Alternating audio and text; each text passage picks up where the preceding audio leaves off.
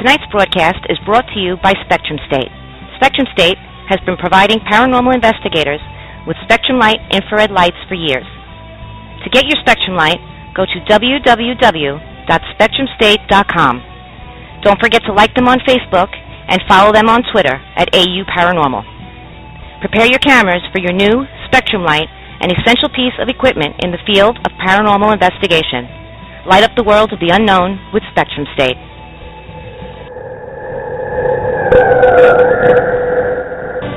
Coming to you live from the depths of the unknown is Incubi Incarnate Broadcast. So turn up the volume, turn down the lights, and listen to the best hour of paranormal talk radio.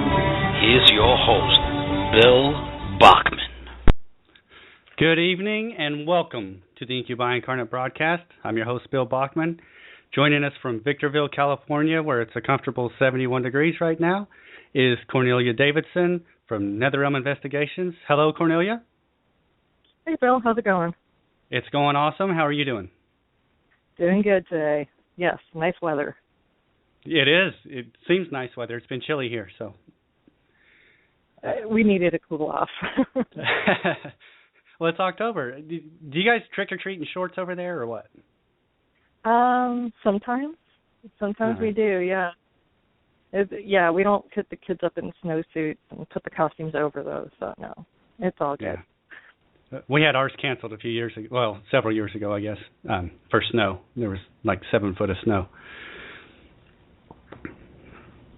That's crazy, yeah. We had that when we did a short stint in the Midwest, too. Everybody told us about it, but we missed that by a couple of years, so it was good. Oh, yeah. You lucked out. Like, snow is cool. I think if you live in Arizona or El Paso or even Southern California where you're at, I think snow is, cool. But you guys get, like, a ground covering or it melts or something, right? Like, you've never had, like, a foot of snow. No. I mean, the longest it ever lasted out here was, I want to say it's been a good, 8-9 years where it stuck around for about a week with about 2 or 3 inches on the ground. But like I said, that was like 2008 it stuck around in some areas. But where we were further up northern towards Barstow, it's been about 10 years since we had anything significant. Yeah. They're predicting like a really snowy winter here, which I'm not a big fan of snow, but, I guess if I hated it too much, I'd move to Arizona or something. You are... Snowbird. What's that? Become a snowbird. You're a psychic medium. Will you just kind of tell us what you do? Tell us what that is. I think, everybody's different. So it's kind of funny when I meet new people, they kind of have this, I kind of call it that Ghost and Mr. Chicken impression of what a medium's supposed to be like, somebody who just is highly overdramatic or there's some people think there's set rules, everybody just gets stamped out of the same factory. And for me, what happens to me kind of adapts with my environment of where I'm at. So generally, the feeling always starts with a presence, somebody in my broader personal space. And then it filters in of what they look like. And usually any kind of information gets conveyed in the form of memories or impressions of what they foresee happening. And so not too often do I actually hear something so audible, or I'll just hear it and I'll just hear it as tones, like somebody kind of practicing scales or something, but I don't really hear it that clearly. And for me, I've always had guides, I've had boundaries, so rarely do I let somebody actually come fully into me, so I'm not like a channeling medium. But if they have something to say, there's been a few times where we've sat in a room and somebody else in the group will say something, and whoever's around gets offended by it. Then I'm the one to spout off, they just told you to go shut the F up. And it just kind of trips out, my filter doesn't work anymore. And but I had it happen when I worked at the Queen Mary, where if I didn't say what was on their mind at that time because they were that angry, then I would take the hit physically from it. So I'm more quick to just hold on a second. This is what they're saying now. And so I'll just kind of go with the flow of how it happens. And there's been other times where somebody sends me pictures, and I don't really, I've never been a great articulator of exactly what I'm seeing in detail, but for some reason, it's almost like my automatic writing, but I kind of do it over the phone or over the computer, and I just crank it out.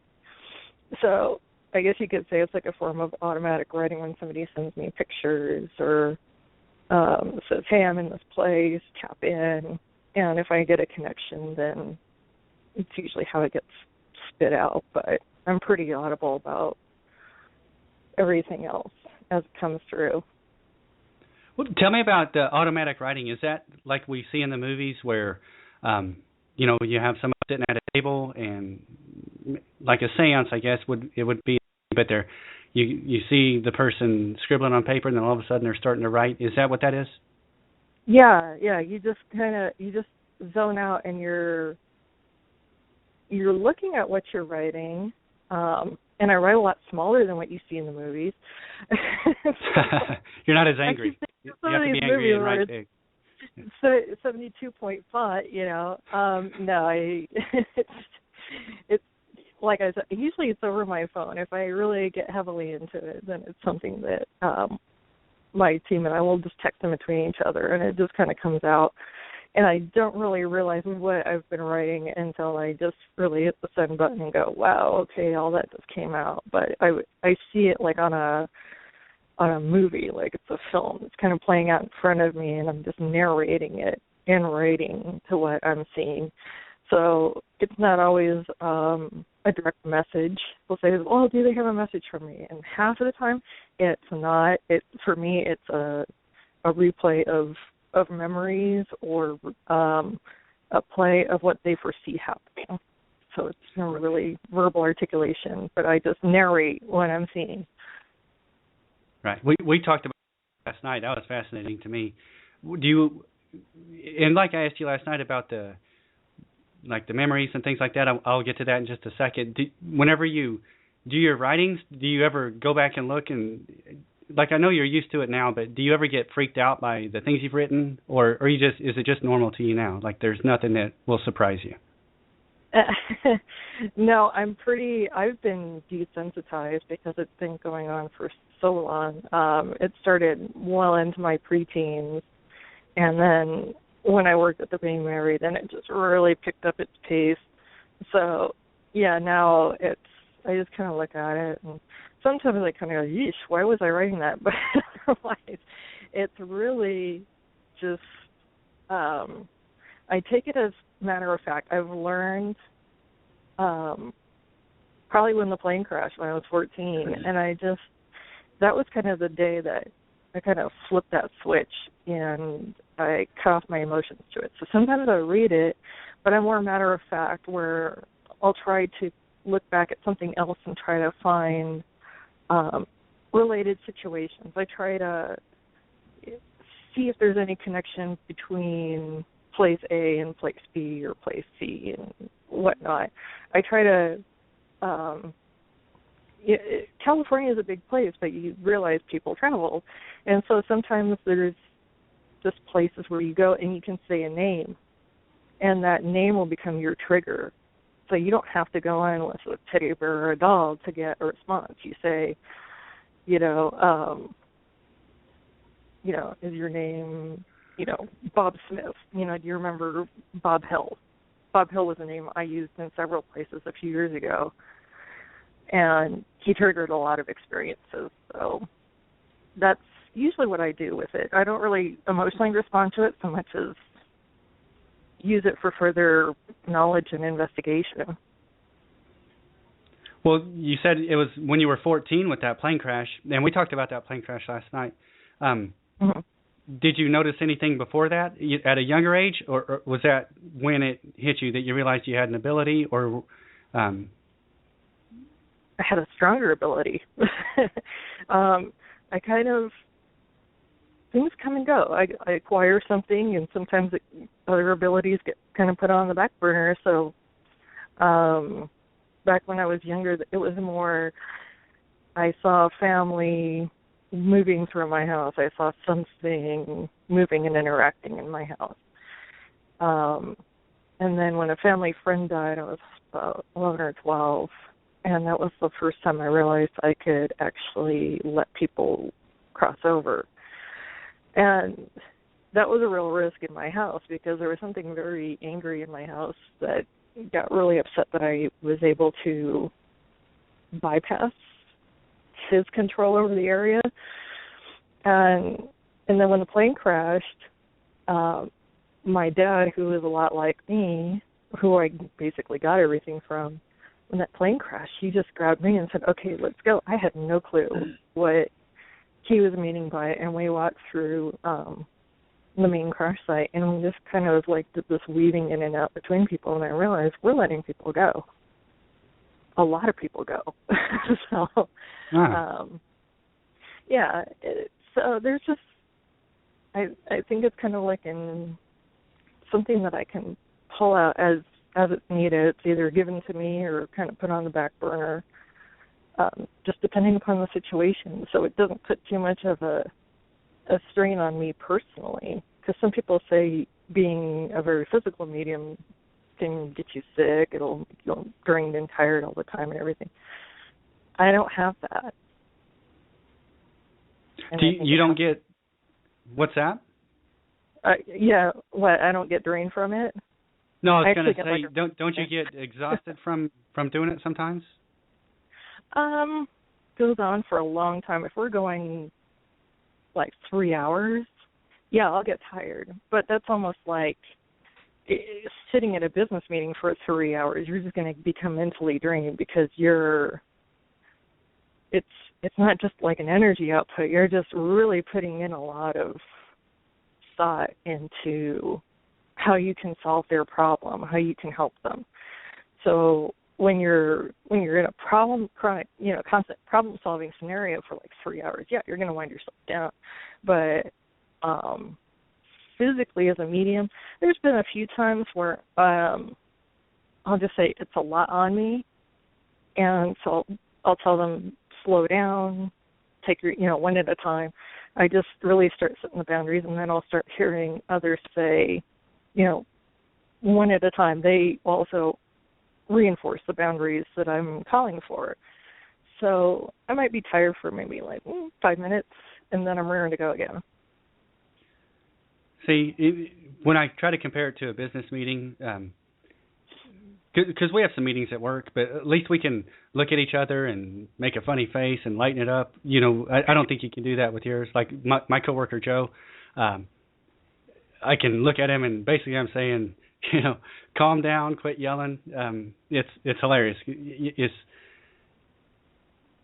But with this, you don't have a break like that, right? You can just only do what you're doing. You have to concentrate the entire time, I would imagine. To a degree. The last few times, we've kind of gotten like I call it an intervention, where there is a break, where somebody who's just, sometimes you get those ones who just died a horrible death, or they killed themselves and they were just in this fit of rage when they died, and they're the hardest ones to break down. And so that's where I kind of call in for a little bit of support to find, okay, well, what in their past made them happy? And so once you start finding that, then you can start kind of lightening things up and saying, oh, wasn't this great? This is what you got to do. This is what you got to stick with. So in that sense, It's almost like talking to somebody out of another type of suicide in that respect. You have to get them to focus on the positive. So, yeah, we'll find that point, and that's where we kind of catch our breath and get that second wind going, and then just keep on plugging away and convincing them where you're at right now is just not the place for you. You need to go. You need to move on. And so we do, because we have to make ourselves not feel defeated. So we have to find something inside of ourselves that we can try to find a parallel. You know, there's always something from childhood that'll make somebody happy, somebody from the earlier adulthood that'll make them happy. And so we try to find those commonalities to just really hit the right psychological notes, that we're in the right frame of mind with them and we're in sync. And that's the best way to keep it going without losing them. And I notice you keep saying, like, we, and I know you're talking about psychics and so it's usually other psychics. Gail is another teammate, and she's more of our she's more of our potions person. She's the one who does the whole protection, but she's getting to the point where she hears a lot more than we do, or like James will hear more, and he says he's not intuitive, but they partake in the conversation of helping and breaking somebody down to get them to move on. So yeah, it's the whole team. What I'm interested in is, I know you have Nether Realm Investigations. I know you guys are a team of psychics, and we've had ghost hunters on, we've had Bigfoot hunters on, and I know how their team works, and we touched on this a little bit last night, Cornelia. It was amazing to me how you talked about how you guys work together. Tell me how each one of you guys have your own little niche, kind of, and how you guys can do that kind of work together. Well, with Liz and James and I, we originally met at the Queen Mary. It was the very first paranormal private investigation night that they had allowed. And it was kind of funny because Liz and James, they also have their school-age kids. I've got my school-age kids. Joe and Gail, there's kids there too. So it's, all of us are very familiar with the family dynamic. And so that was kind of a natural, we look out for each other situation. And with Liz and I, and also another friend of ours, Vicky, we just automatically clicked when it came to playing games with the girls in the pool. And so we realized, okay, it's not taking a whole lot of effort for us to think up an idea and run with it.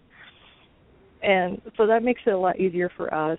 And, you know, like I was telling you, we don't wear down because we just take turns. We share information, we share the energy so that nobody's really getting worn down too much. And so Gail is she's our protection person. She's the one who studies up on making sure that everybody is well protected, different situations and different theologies, so that we're not offending anybody. We're trying to make it as hospitable as possible. And James is an electrician and a fiber optics tech, and he just loves handiwork, doing anything around the house. So he's our major debunker. Joe is also our debunker. He's also more of their higher tech guy. He's the one who does all the audio review. He's more tenacious about that. He can go home an hour after an investigation and hit 6 hours of audio. And most of us are, sleeping throughout the night going, oh, I have like 50 texts to go. So, well, this is incredible. We got this, we got that. Where it's like, okay, I've been sleeping the whole time. So, but, yeah, he's got a lot of amazing videos. And we love to experiment. So when we're all sitting in a room, I hate to say it, but we like to share the same brain. For us, it's, if you really sit and listen to your audio from any place that you go, you're going to realize that if there is more than one somewhere, they take the safety in numbers position. Whether they're good or they're bad, you're going to have safety in numbers. And so we realize, well, we have to take the same approach. We have to stay connected to each other. We don't just let one person take all the hits from a place. So it smooths things out. It makes us last a lot longer, mentally and physically, when we're out somewhere. That was one of the big questions for me was if you guys can work together at the same time. I don't know if you draw from each other or if you pull, the things you hear from each other. I didn't know if you guys could all work together at the same time or if you had certain expertises in contacting people or whatever. We're I guess I've been more actively on it since I was exposed to hauntings and activities since early childhood, and I really couldn't shut it off. So, and then after I left my house, I go to work at the Queen Mary of all stupid places. So I went from, out of the frying pan and into the fire, basically. Right. So it was the psychic triathlon for me. So I kind of know the energy control, but Liz is also very astute at she knows when to shut it off. She knows when to open up. And she's also just as visual as I am. So when we start talking, one of us will pause and the other one will take over, and she'll have questions that maybe I hadn't thought of, and vice versa. And then Joe is more audio. He's also very visual. And then Gail and James are also very audio oriented, so they'll hear more. So they'll hear something going on that maybe we're not hearing because we're focused on what we're seeing. But yeah, we do share. We kind of look at each other. We realize, okay, there's a pause here. We're going to look at each other, and whoever comes up with the next question or a solution to the situation, we just run with it. There's never really any stepping on anybody's toes to say, I disagree with how you're handling it.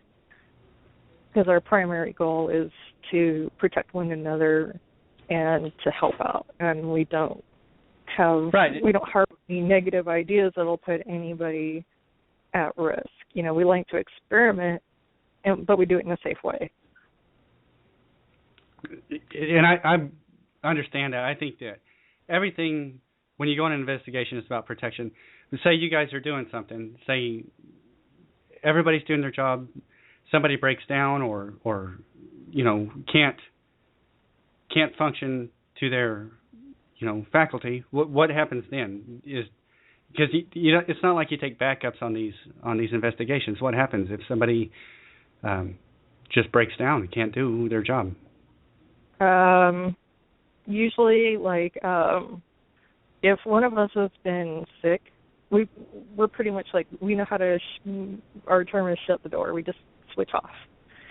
So we don't let anything in that will psychologically bother us or cause a potential attachment.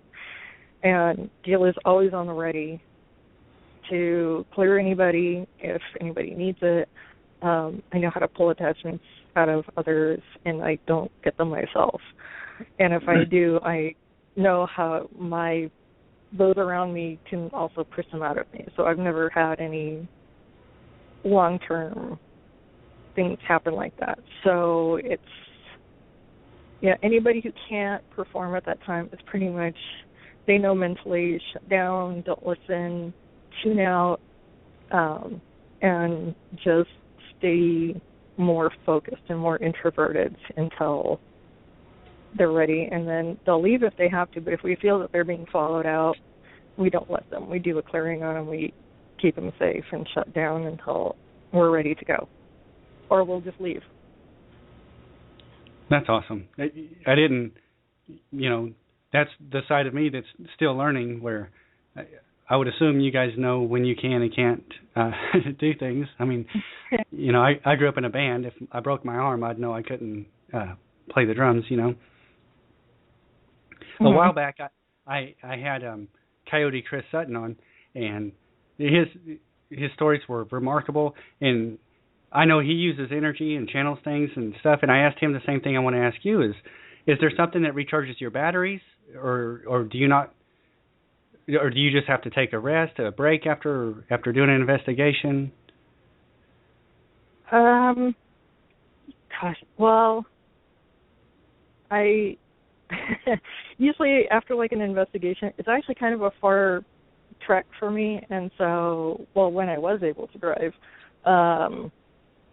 it was a long drive, and I would just crank the music, and it would have to be something really high, fast tempo. If I found some Offspring or some Social Distortion or some kind of heavy thrash metal, put that on there, crank it up, keep the windows down, and just go, and then I get home, and then I go to sleep, and then I'm out for I'll sleep like a good 10 hours afterwards if I have to.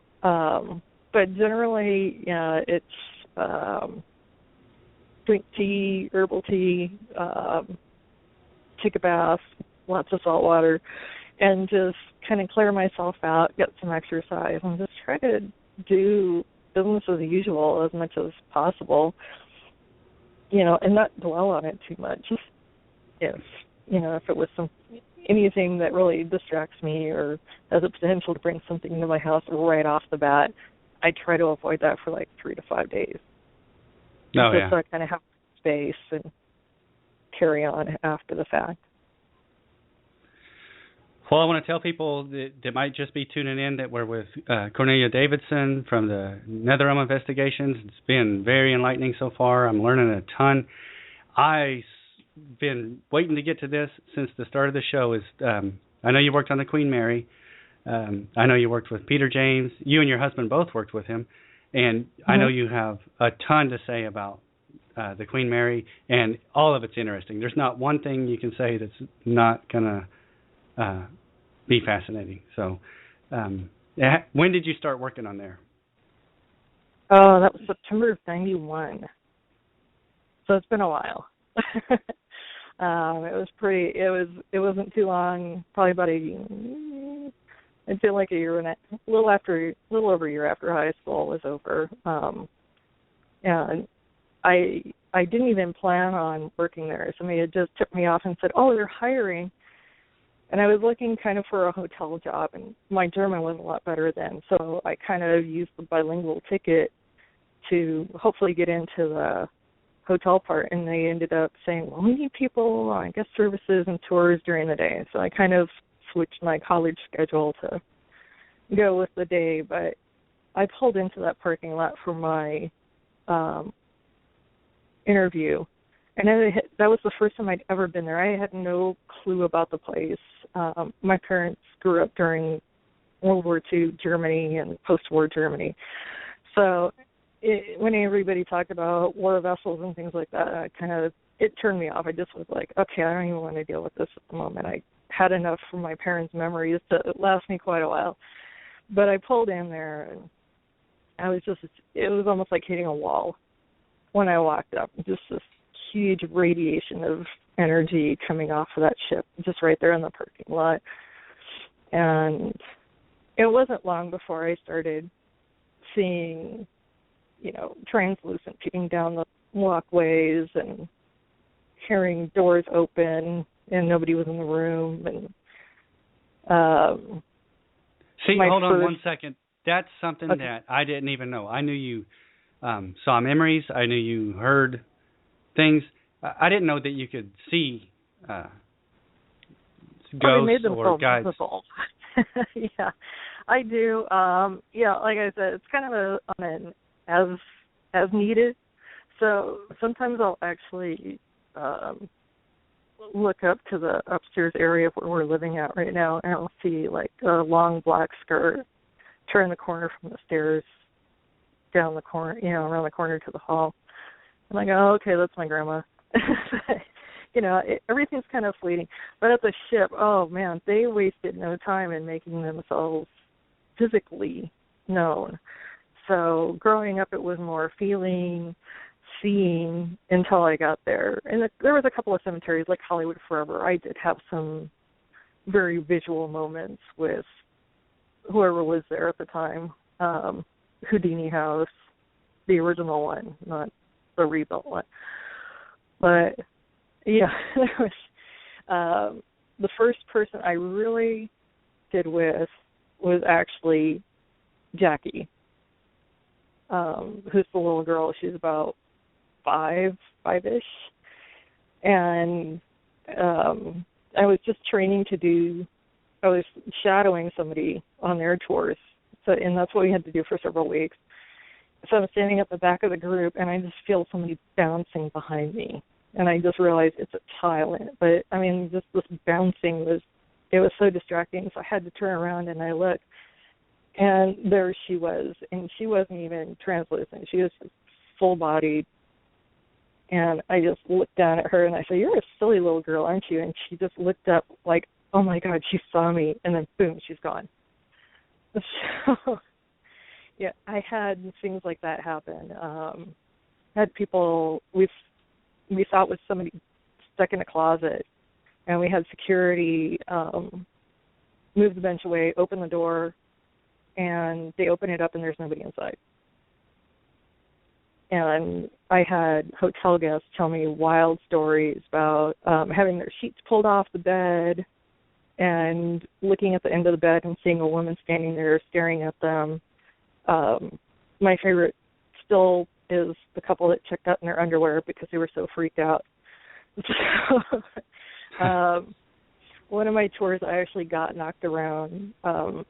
We had started going into where the anchor chain goes down through the shaft, and I was standing there, and I kind of had my back to that, and there's no chain going through the shaft, so there was a good possibility of me falling back over it and down 3 decks to my potential whatever.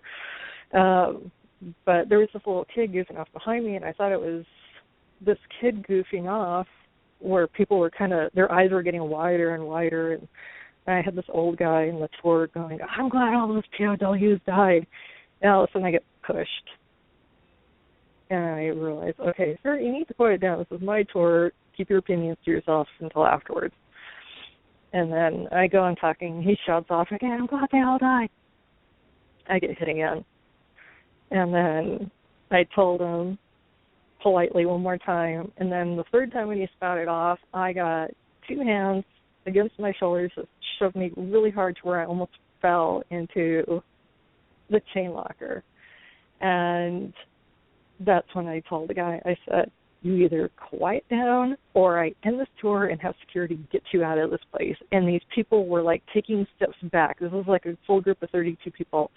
And they were all backing up, just trying to get out of there as fast as humanly possible. And I had some women in, I don't know, their 50s, early 60s, and they said, "Oh, who was that guy standing behind you who was shoving you around?" And I go, "You saw him?" And they said, "Yeah," and they described his uniform, and I said, "Come over here." And afterwards I got one of my other coworkers, and I said, "Tell them what you saw, describe the uniform." And they said, "There's nobody here working that dresses like that." So it just kind of solidified what happened. But people that were video recording that part of the tour actually ended up deleting their video. Does any of that ever scare you? That did, because I was like in actual physical danger. I knew how dangerous it was to almost fall over. But nothing else really. I mean, I've gotten pushed a little bit. And I went to one place a few years ago. I was driving home, and I just decided, I'll take the street back to this freeway and, knock some on my ride home. And it was part of what was an old military base that it was going through, and I actually had 3 just jump in the car out of nowhere and attach themselves to me, and that was probably the scariest thing I've ever had happen. It took like an hour to get them off of me and out of my car and out of my life. So I've never been back to that place. It's been like 3 years now, almost. Well, when you were talking about, if you guys all go on an investigation together and one of your team members can't function or whatever and has to leave, and you guys do a cleansing, that's something you can't do on yourself. Is that correct? Like, somebody has to help you with that. You can't just get something off of yourself. I've been able to do it myself. Yeah, I've been able to do it myself. I know I don't go anywhere without something to take care of myself. And I know places that I can go to make sure that it works right. We'll just talk to each other on the phone and help each other that way. It's kind of a long-distance situation where we cleanse and take care of whatever is bothering them or attacking them. It sounds kind of odd, but that's how we do it. We're usually in contact with each other. Or, if we know we're going to go somewhere that's unfamiliar, but we kind of have a clue of the area's past, then we'll tell the other members of the team, okay, I'm going to be here, so if you get a text from me, just take it very seriously. So that's usually how we handle things when we're not together. We still watch each other's back. We're always cautious because anything can happen. Like, just driving home and something jumps into my car, and it's just the same as if a living person were to attack me at a stoplight or something. I just do what I have to do to handle myself. Call emergency and just fight them off, and that's how we do it. Well, say you guys are laying in your bed, you're with your husband, or you guys are sitting on the couch, it doesn't matter.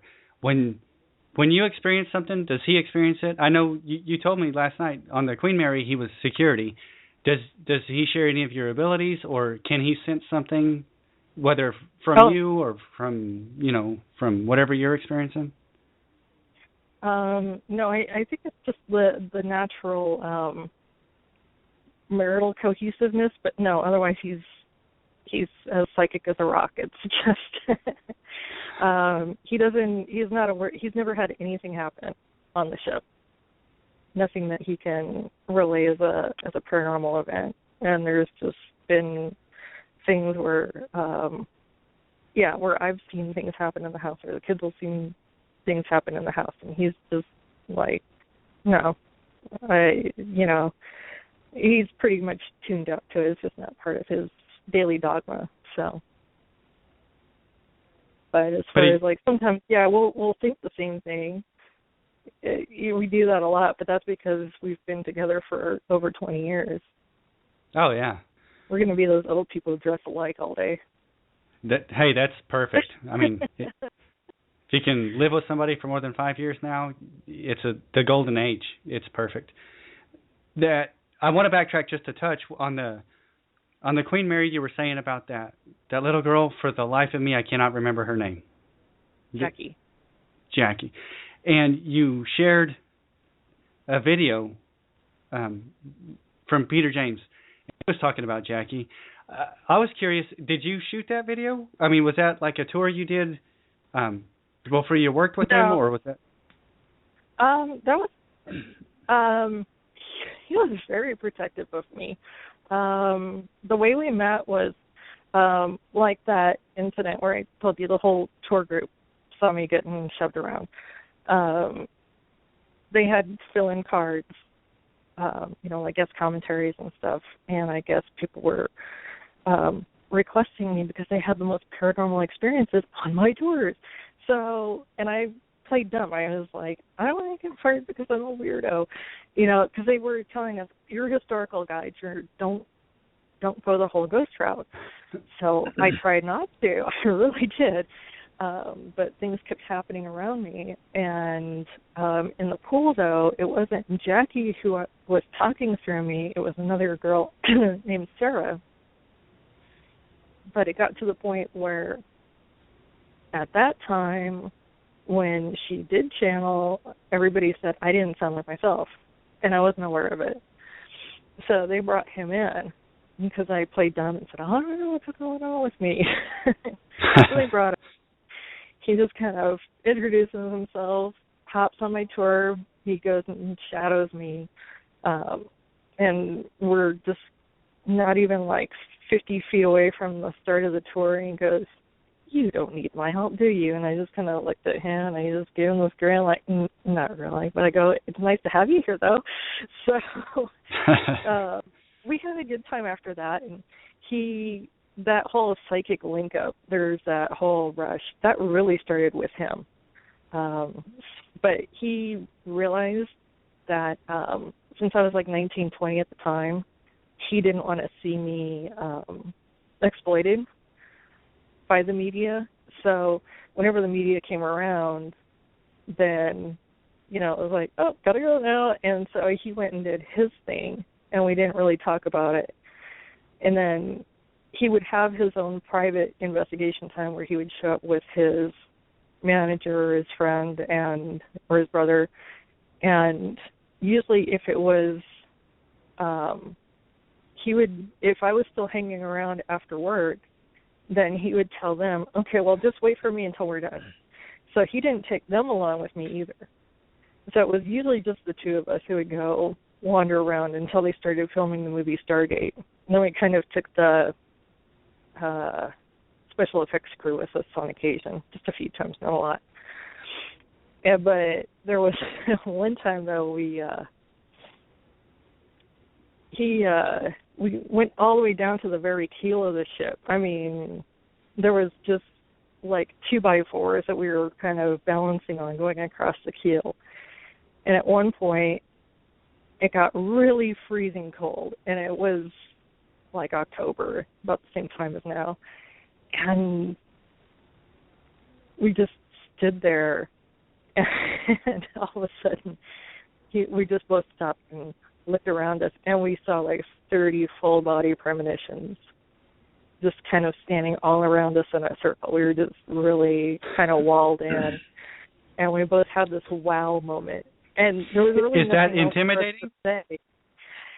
It was, because you can't read all of their thoughts at the same time.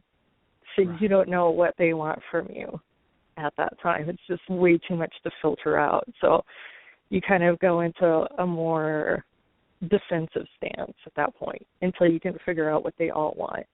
And it was more, we realized after standing there for a couple minutes, we realized they're more entranced by how we're sharing and bonding with just psychic energy between the two of us, and how being in each other's presence kind of enhances what we're experiencing. So a lot of what I brought along was he wasn't able to get a relationship going with the prisoners of war, especially the German ones. They were a lot more standoffish. They didn't really want to talk to them, and he really wanted to converse with them. And that's where he realized that my dad was hanging around. So I kind of introduced him to my dad, and then they started getting along with each other, and together they were breaking down the barriers of communication, and I would be along. But the little girl, Sarah, she didn't trust him at all. She just didn't like any man at all to talk to. So I kind of told her, I said, I'm not going to work here forever. I said, this is his job. This is what he's supposed to be doing. I said, you're going to have to learn how to trust him. So it took a while, but if he really wanted to talk to both girls, then we would go out together. But anything that was recorded or done for television, I wasn't part of, because he was just worried that with my age that I would be taken advantage of and exploited. So we just kind of kept it on the down low, but we kept it very serious, and we made sure it was a really productive working relationship there. That's awesome. I didn't obviously have a chance to meet Peter James, but from the videos I've seen and everything, he's such a likable guy. I mean, he's somebody I would like to hang out with. He was just good. Yeah, I mean, I would finish my dreary 8-hour shift of no phone calls and staring at the walls, and then he would show up, and I'd be just, okay, let's go around this place. So it was like that. And when I saw him the last time in 2006, we actually hadn't seen each other for quite a while, like a good 6-7 years, and I thought for sure, most people aren't going to remember after 7 years. He's so good at names, not always names, but faces, voices. He just had this automatic recall. Anybody, even if he hadn't seen you for like 20 years, he'd know you.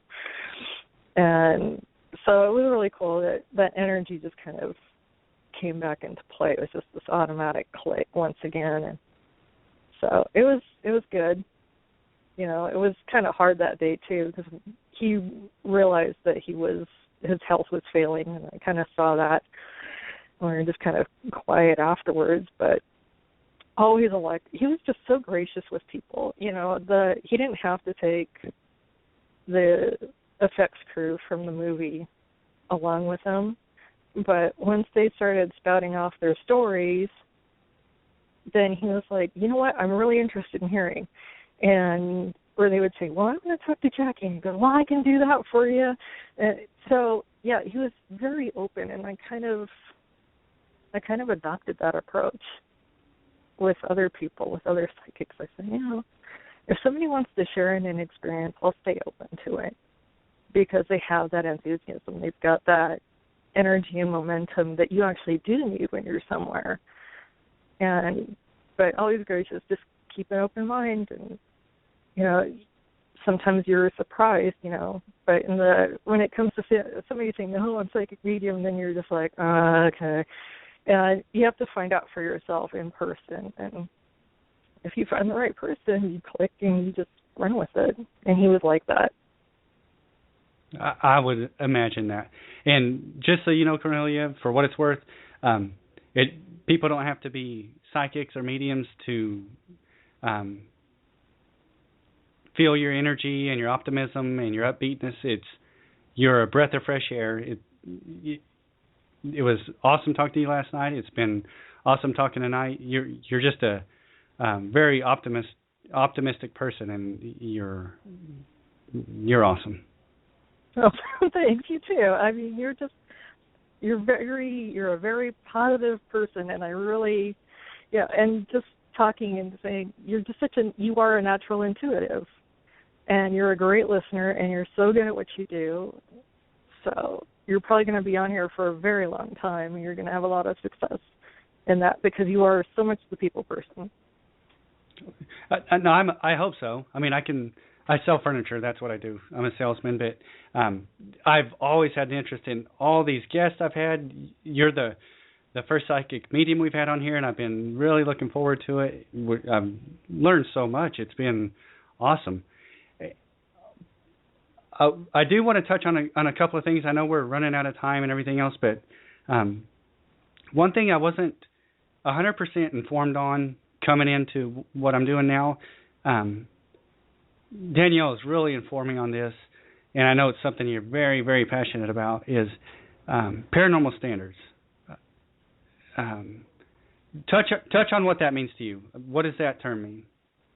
Standards, social etiquette that you have to apply to not just the living, but you also have to apply it to those who you aren't seeing. And that includes, sometimes you can't be too you can't be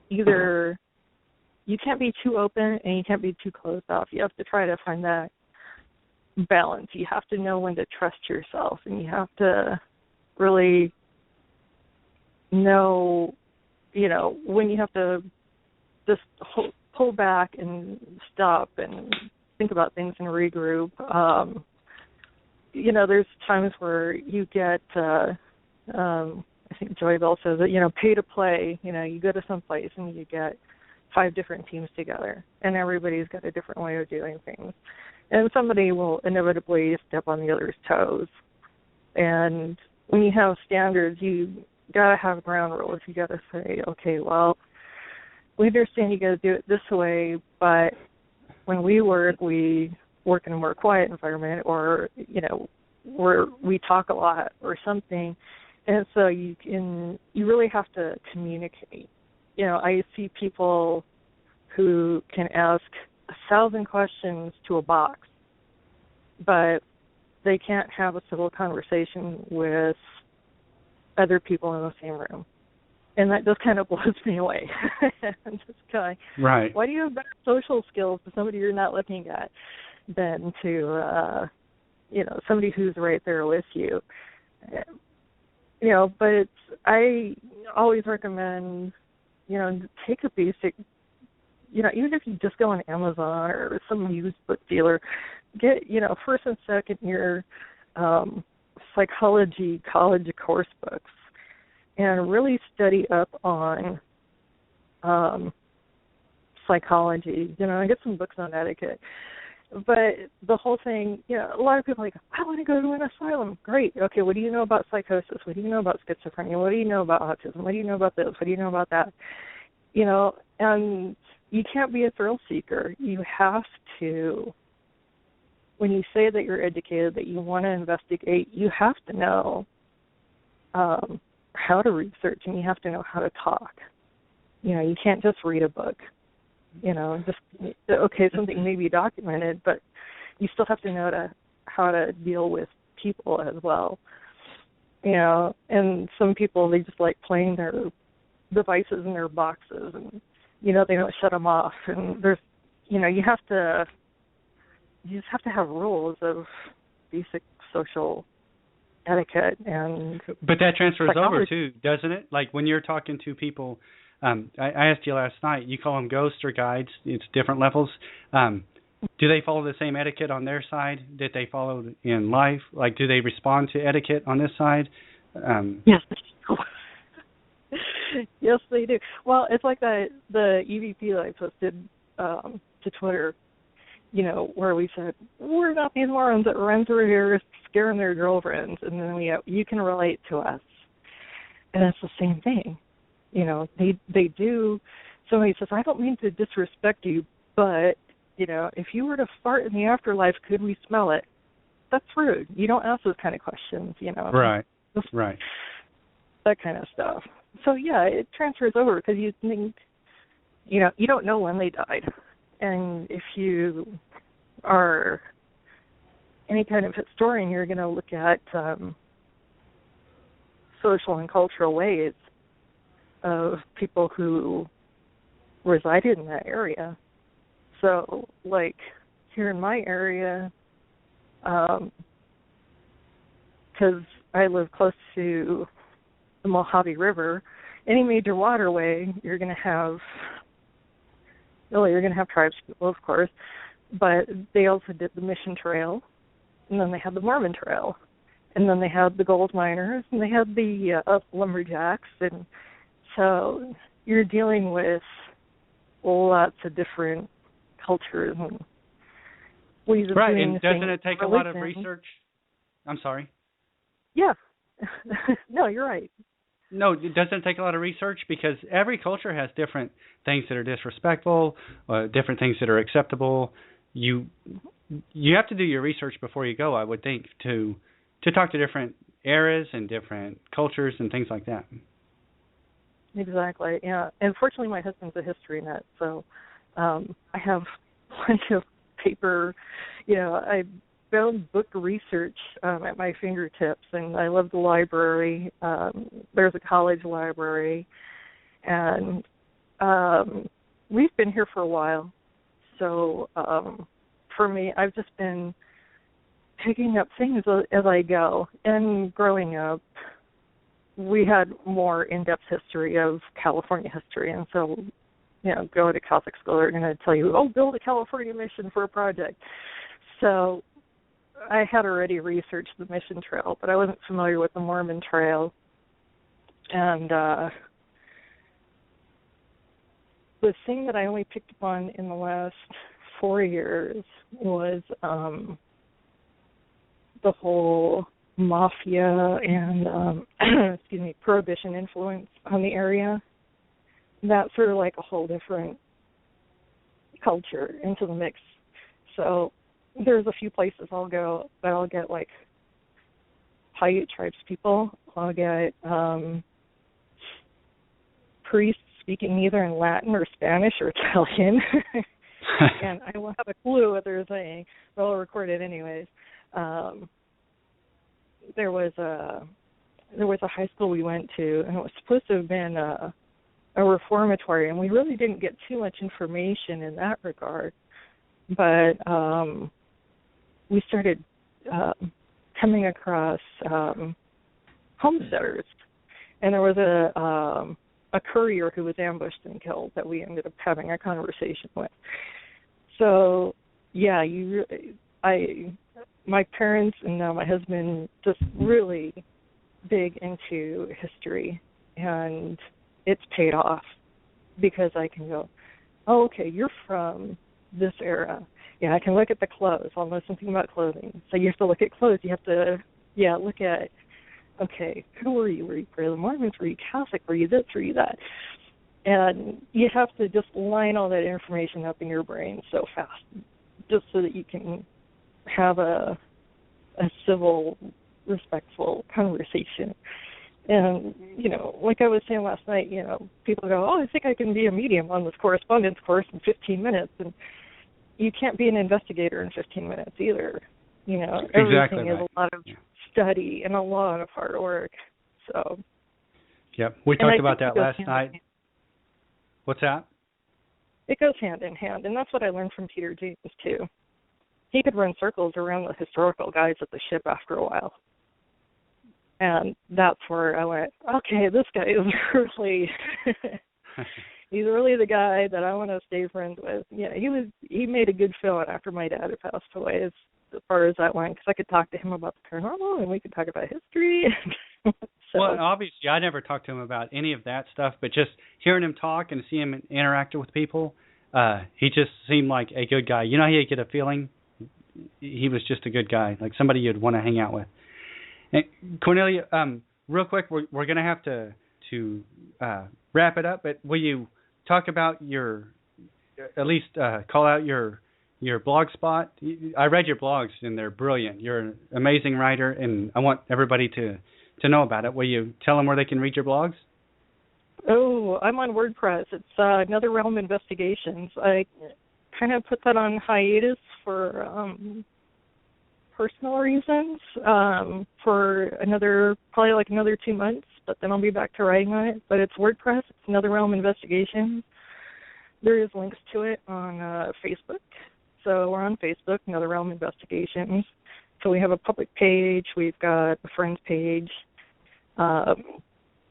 So you can find us on there. And then Joe and I have links to our YouTube pages.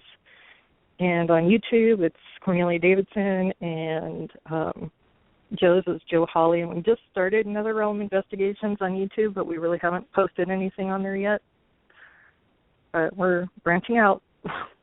Heck yeah. And I encourage everybody to go read those blogs. They're brilliant. Thank you so much, Cornelia. You've been a lovely guest. We really want to have you back on. I know you haven't done interviews for a while. You've been perfect. We want to have you back, and thank you so much for being on.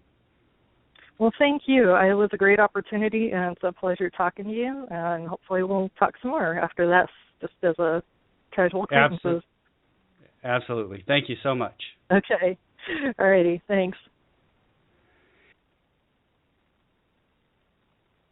I want to say our sponsor, Spectrum State, is giving away a Spectrum light to one of our lucky U.S. listeners. Be sure to follow them on Twitter at AU Paranormal and visit their website at www.spectrumstraight.com. For a complete post list, just click the contest tab on our website at www.incubiincarnate.com. This week's contest word is Queen Mary. Thanks for listening. Until next week, keep a nightlight on.